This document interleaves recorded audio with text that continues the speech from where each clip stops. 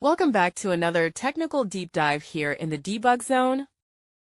Today we're tackling a big question and breaking it down with insights from other users. Hopefully this clears up some misconceptions and helps you get the answer you need. So buckle up, stay a little curious, and let's jump right in.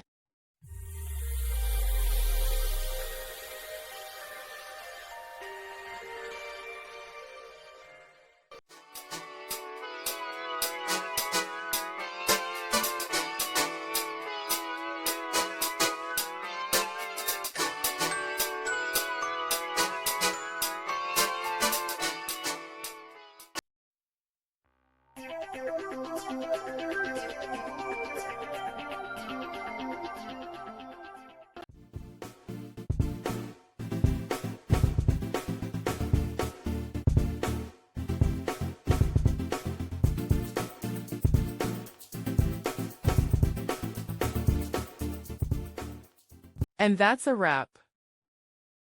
I hope you found the answer you were looking for. If you did, take a second to hit that subscribe button. It really helps out. And let me know in the comments which solution worked best for you.